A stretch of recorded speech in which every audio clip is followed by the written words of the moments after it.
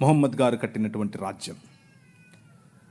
ఆయన అన్నారు స్త్రీలు అర్రబుద్దోళ్ళు అన్నాడు. అంటే నేను అనట్లేదు, మీరు రాళ్ళెత్తుకోకండి, నేను కాదు, మొహమ్మద్ గారు అంటున్నారు. ఎక్కడ? సూరా 2:282 ఖురాన్లో ఉంది.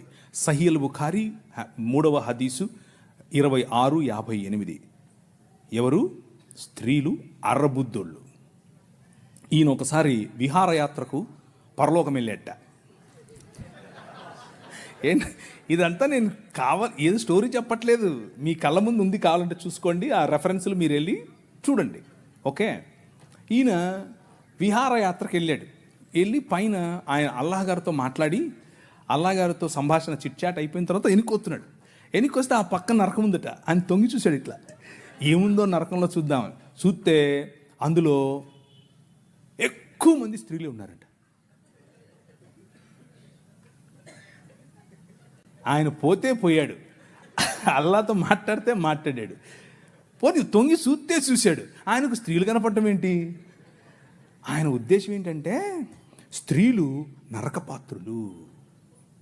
ఎందుకు స్త్రీలు నరకానికి వెళ్తారు అని అంటే ఆయన దానికి ఒక ఉదాహరణ కూడా చెప్పాడు సహీల్ బుఖారీలో, అలాగే సహీ ముస్లిం. ఏమనంటే పురుషులను వాళ్ళు పాపంలో పడేలా చేస్తారు కాబట్టి వాళ్ళందరూ నరకానికే పోతారని చెప్పాడు. ఇది వారు నిర్మించే రాజ్యం, మన రాజ్యం. నీ ప్రభు, నీ రాజు, నీ రాజు కట్టే రాజ్యం ఏమిటి?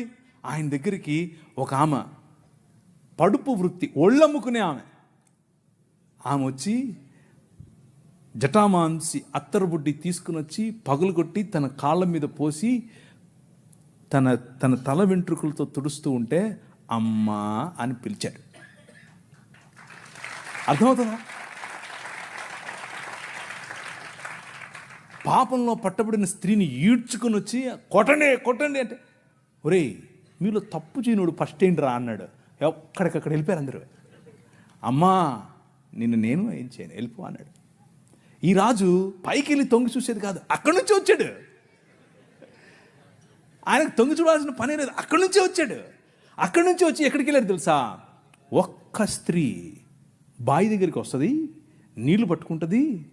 ఈ రాజు, జగములనేలే రాజు, తన చేతి పనులుగా ఉన్నటువంటి భూమి ఆకాశములు, ఆకాశము తన సింహాసనం, భూమి తన పాదపీఠం.